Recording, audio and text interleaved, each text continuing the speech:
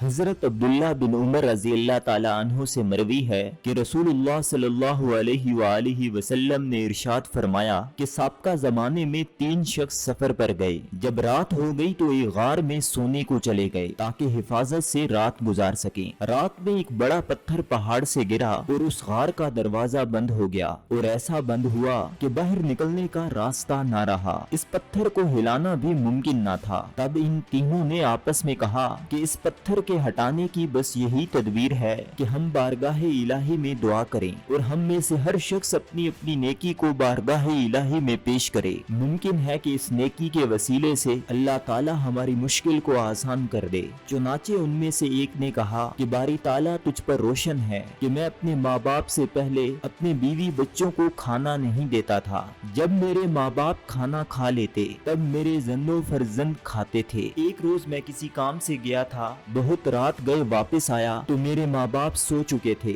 میں ان کے لیے ایک پیالہ دودھ کا لایا تھا۔ میں ان کے جاگنے کے انتظار میں رہا اور وہ دودھ کا پیالہ میرے ہاتھ میں تھا۔ میرے بچے بھوک سے رو رہے تھے، لیکن میں نے ان سے کہہ دیا کہ جب تک میرے ماں باپ دودھ نہیں پی لیتے میں تم کو کھانا نہیں دوں گا، اور میرے ماں باپ صبح تک بیدار نہ ہوئے۔ میں دودھ کا پیالہ ہاتھ میں لیے اسی طرح کھڑا رہا حالانکہ میرے بچے بھوکے تھے۔ الہی، اگر میرے اس عمل میں خلوص تھا تو ہماری اس مشکل کو آسان فرما دے۔ اس دعا سے پتھر اپنی جگہ سے ذرا ہلا اور ایک سوراخ ہو گیا، لیکن ابھی وہ لوگ اس سوراخ سے باہر نہیں نکل سکتے تھے۔ دوسرے ساتھی نے اس طرح دعا کی کہ خدایا تجھ پر روشن ہے کہ میری ایک ہمزاد بہن تھی جس پر میں فریفتہ تھا، لیکن وہ میری طرف کسی طرح راغب نہیں ہوتی تھی اور میرے کہنے پر عمل نہیں کرتی تھی۔ 1 سال سخت قحط پڑا، وہ قحط سے عاجز آ گئی۔ وہ میرے پاس آئی، میں نے اس کو 120 دینار دیے اس شرط پر کہ وہ میرا کہا مانے۔ جب میں اس کے پاس گیا تو وہ کہنے لگی کیا تم کو خدا کا خوف نہیں ہے جو تم میری بکارت اس کے حکم کے بغیر زائل کرنا چاہتے ہو؟ میں نے خدا کے خوف سے اس کو چھوڑ دیا اور پھر اس کا قصد نہیں کیا، حالانکہ دنیا میں مجھے اس سے زیادہ کوئی چیز عزیز نہیں تھی۔ یا الہی، اگر میرا یہ فعل تیری رضا کی خاطر تھا تو اس مشکل کو حل فرما دے۔ اس دعا سے اس پتھر نے پھر حرکت کی اور راستہ مزید کشادہ ہو گیا،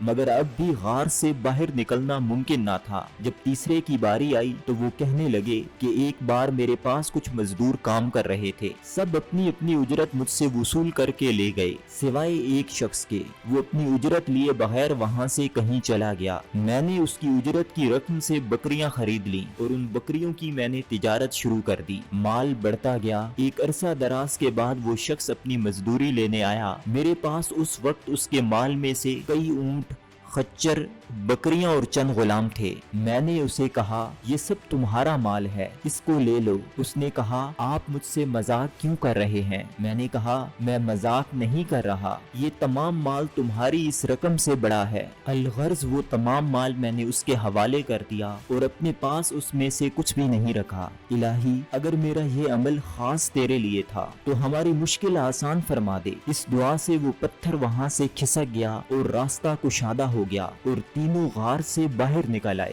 مشکلیں اور رکاوٹیں ہر کسی کی زندگی میں آتی ہیں۔ پرانے وقت کی نیکی آج کی مشکل کو آسان کرنے کا باعث بن جاتی ہے۔ اللہ تعالیٰ نے ہر شخص کا ایک ایسا اکاؤنٹ بھی کھول رکھا ہے جس میں آپ کی نیکیاں جمع ہوتی جا رہی ہیں۔ سب دعائیں، التجائیں فوراً منظور نہیں ہوتی، کچھ جمع پونجی کسی اور وقت کے لیے ہوتی ہے۔ کئی نیکیاں تو ہمارے آنے والی نسلوں کے لیے راحت کا سامان مہیا کرتی ہیں۔ ہماری آج کی دعاؤں نے ہمارے کل کو متاثر کرنا ہوتا ہے، اس لیے ہر نیکی کو فوراً نہیں مانگنا چاہیے۔ نیکی کر دریا میں ڈال، کر بھلا ہو بھلا، انت بھلے کا بھلا۔ کہاوتیں اسی حقیقت کی وضاحت کرتی ہیں۔ قائد اعظم رحمت اللہ علیہ سے کسی نے پوچھا کہ آپ اتنی محنت کرتے ہیں، آخر آپ کی تمنا کیا ہے؟ انہوں نے فرمایا کہ میں صرف اتنا چاہتا ہوں کہ جب روز قیامت خدا تعالیٰ کی بارگاہ میں پیش ہوں تو وہ اتنا کہہ دے کہ مسٹر جنا، آپ نے بہت کمال کر دیا، یہی میرا انعام ہوگا۔ اس لیے ہمیں انسانوں کی خدمت کر کے صلہ خدا سے طلب کرنا چاہیے۔ آپ کوئی بھی نیکی کرتے کرتے ہیں تو اپنی بساط کے مطابق کرتے ہیں، لیکن مالک کل کائنات اس کا صلہ اپنی شان کے مطابق دیتا ہے۔ حدیث شریف کا مفہوم ہے کہ بے شمار لوگ اس لیے جنت میں جائیں گے کہ دنیا میں ان کی دعائیں قبول نہیں ہوئیں،